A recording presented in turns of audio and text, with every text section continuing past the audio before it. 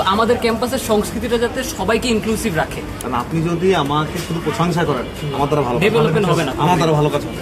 আপনি তো কালচারাল ইয়েতে আছেন, তাই না? আপনি একটা জিনিস এনশিওর করেন যে আমাদের ক্যাম্পাসটা তো আসলে একটা লিবারাল ক্যাম্পাস, বিভিন্ন মতাদর্শের মানুষ এখানে আছে। কেউ এখানে সমাজতন্ত্র নিয়ে কথা বলে, কেউ ক্যাপিটালিজম নিয়ে কথা বলে, কেউ খিলাফত নিয়ে কথা বলে।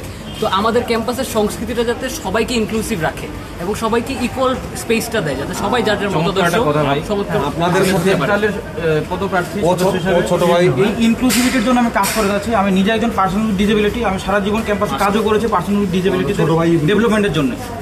তো আপনি যদি এই সাম্যের কথা বলেন, ইকুইটির ভিত্তিতে ইকুয়ালিটির বিষয়টা এনশিওর করতে চান, তাহলে আমাকে অবশ্যই সমর্থন জানাবেন। অবশ্যই ভাই, পাশাপাশি আমাদের যে জাতির মূল্যবোধ ওইটাকেও যাতে ইনটেক্ট থাকে, কোনো ধরনের বহিঃশক্তির কালচার যাতে আমাদের এখানে না আসে। মানে আমি আসলে বিগত 10 বছর প্রথম বর্ষ থেকে আমি রাজনীতি এবং একদিনও হলে থাকি, একদিন, কারণ হল থাকতে দেওয়া হয় নাই, হল নিয়ন্ত্রণ করে।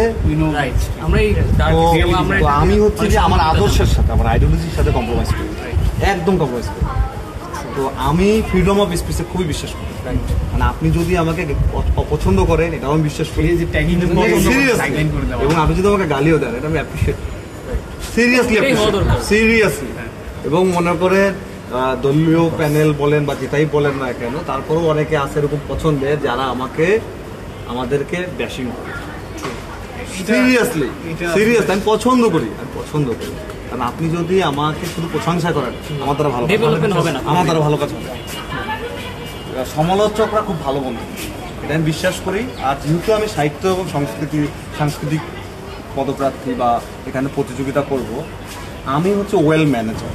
আমি কিন্তু রবীন্দ্রনাথ ঠাকুর না, আমি এসে বলবো আমি রবীন্দ্রনাথ ঠাকুর, এই পদে সবথেকে বেশি আমি যোগ্য, আমাকে দেন ওয়েল ম্যানেজার।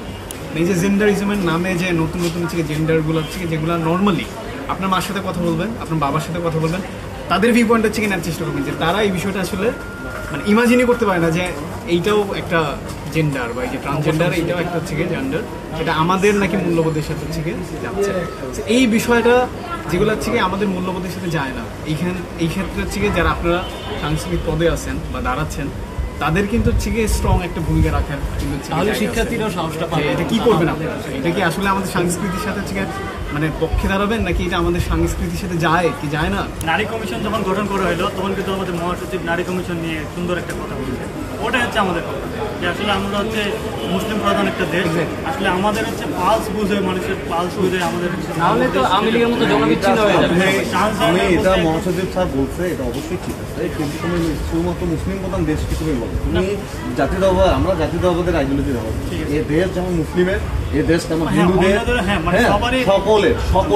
সকলের। আমি কারো মনে করো ধর্মীয় অনুভূতিতে আঘাত করতে পারবো, আমি ধর্মান্তর না, আমি মানে ধর্মভীরু।